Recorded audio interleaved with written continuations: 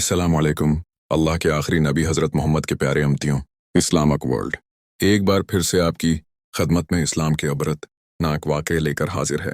اللہ تبارک و تعالیٰ کے نام سے شروع، جو بڑا مہربان اور نہایت رحم کرنے والا ہے۔ ایک ایسی قوم جس پر اللہ تبارک و تعالی نے اپنا دردناک عذاب نازل فرمایا اور اس قوم کے تمام لوگوں کو بندر بنا دیا۔ اس قوم کے لوگ کون سا ایسا گناہ کرتے تھے جس کی وجہ سے اللہ تبارک و تعالی نے ان پر دردناک عذاب نازل فرمایا، اور یہ لوگ بندر بننے کے بعد کتنی دیر زندہ رہے اور پھر ان کو کس قدر دردناک موت آئی۔ جب یہ لوگ بندر بن گئے تو یہ لوگ اپنے عزیز و اقارب کو دیکھ کر ان سے کیا کہتے تھے؟ اور کیا آج کے دور میں پائے جانے والے بندر اسی قوم کی نسل میں سے ہیں؟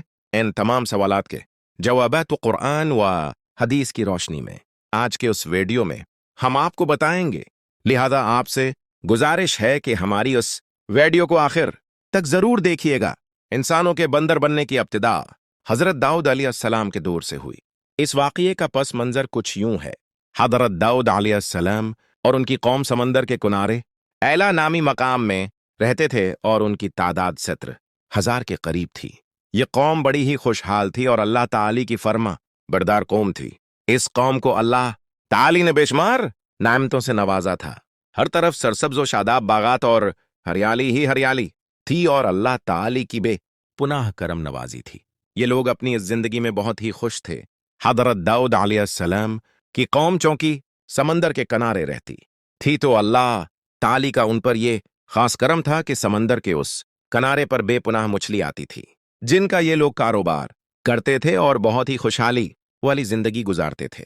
جب یہ قوم اللہ تعالی کی نعمتوں کی وجہ سے خوشحال ہو گئی تو اللہ تعالی کی نافرمانی پر اترائی اور طرح طرح کے گناہوں کے اندر مبتلا ہو گئی۔ پھر ایک دن اللہ تعالی نے اس قوم کا امتحان لینے کا ارادہ کیا اور حضرت داؤد علیہ السلام کو وحی بھیجی کہ اپنی قوم سے کہہ دیں کہ وہ سنیچر کے دن یعنی ہفتے والے دن مچھلی کا شکار کرنا بند کر دیں۔ اس طرح اللہ تعالی نے حضرت داؤد علیہ السلام کی قوم پر ہفتے والے دن مچھلیوں کا شکار حرام فرما دیا، اور پھر یہاں سے اس قوم کی بربادی شروع ہو گئی۔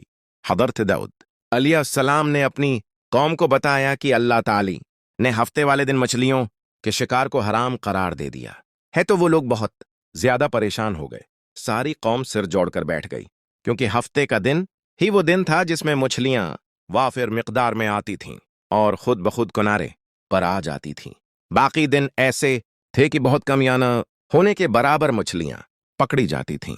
اس قوم کا گزر بسر چونکہ مچھلیوں کے شکار پر تھا، اس وجہ سے اللہ تعالی کا یہ حکم سن کر یہ قوم پریشان ہو گئی۔ یہ نہیں جانتے تھے کہ یہ اللہ تعالی کی طرف سے ایک آزمائش ہے۔ پھر ایک دن شیطان نے ان کو وسوسہ ڈالا کہ سمندر سے نالیاں نکال کر خشکی میں بڑے بڑے حوض بنا لینے چاہیں۔ جب ہفتے والے دن مچھلیاں آئیں گی تو وہ نالیوں سے ہو کر ان بڑے بڑے حوضوں میں آ جائیں گی، اور اس طرح پھر ان نالیوں کا منع بند کر دیا جائے اور اگلے دن یعنی اتوار والے دن ان کو پکڑ لیا جائے۔ شیطان نے اس قوم کے لوگوں کو ورغلایا کہ اس طرح ہم ہفتے والے دن شکار سے بھی بچ جائیں گے اور مچھلیاں بھی ہاتھ آ جائیں گی۔ بد سے لوگوں کو یہ ہیلا بازی اچھی لگی اور انہوں نے ایسا کرنا شروع کر دیا۔ سمندر سے چھوٹی چھوٹی نالیاں نکال کر بڑے بڑے حوض بنا دیے، جن کے ذریعے وافر مقدار میں مچھلیاں ان حوضوں میں داخل ہو جاتی تھیں۔ اس قوم کے بد نصیب لوگوں کو شیطان کا یہ ہیلا بہت پسند آیا، لیکن انہوں نے یہ نہ سوچا کہ جب مچھلیاں ہفتے کے دن ہی حوضوں میں آ گئیں تو اس کا مطلب ہے کہ شکار ہفتے ہی کو ہوا، جو اللہ تعالی نے حرام قرار دیا تھا۔ اس موقع پر یہودیوں کے 3 گروہ ہو گئے۔ کچھ لوگ منع کرتے تھے اور ناراض ہو کر شکار سے باز رہے۔ کچھ لوگ شکار کو برا جانتے تھے مگر خاموش رہے، نہ خود کی یا نہ دوسروں کو روکا۔ کچھ لوگ سرکش اور نافرمان تھے جو کھلے عام ہفتے کو شکار کرتے رہے۔ حضرت داؤد علیہ السلام کی قوم میں 1200 نافرمان افراد تھے جو منع کرنے کے باوجود بھی نالیوں کے ذریعے ہفتے کو شکار کرتے رہے۔ حضرت داؤد علیہ السلام نے انہیں اللہ کے عذاب سے ڈرایا مگر وہ باز نہ آئے۔ تب لوگوں نے اپنے اور نافرمانوں کے درمیان ایک دیوار کھڑی کر دی۔ پھر ایک دن حضرت داؤد علیہ السلام نے غضبناک ہو کر ان پر لعنت فرمائی۔ اس کا اثر یہ ہوا کہ ایک دن خطا کاروں میں سے کوئی بھی اپنے گھر سے باہر نہ نکلا۔ لوگ دیوار پر چڑھے تو دیکھا کہ وہ سب کے سب بندر بن چکے تھے۔ یہ بندر اپنے رشتہ داروں کو پہچانتے تھے، ان کے کپڑوں کو سونگتے تھے، زار و قطار روتے تھے مگر بول نہیں سکتے تھے۔ अल्लाह ताली के उस अजाब से 12,000 नाफरमान बंदर बने। ये लोग 3 दिन तक जिंदा रहे, कुछ ना खा सके, ना पी सके, भूखे प्यासे हलाक हो गए। जो लोग मना करते थे अल्लाह ने उनको बचा लिया, जो लोग बड़ा समझकर खामोश थे वो भी अजाब से महफूज रहे। अब सवाल के क्या आज के बंदर उन्हीं की नस्ल में से हैं?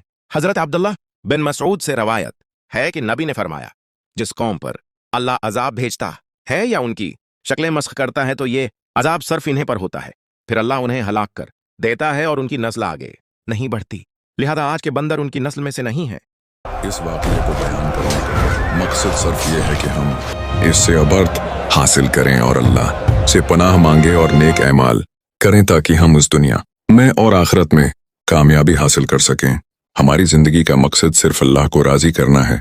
इस तरह के मजीद इस्लामी वाक़ये जानने के लिए हमारे चैनल को सब्सक्राइब करें। शुक्रिया प्यारे मुसलमानों वीडियो देखने के लिए। अस्सलाम वालेकुम।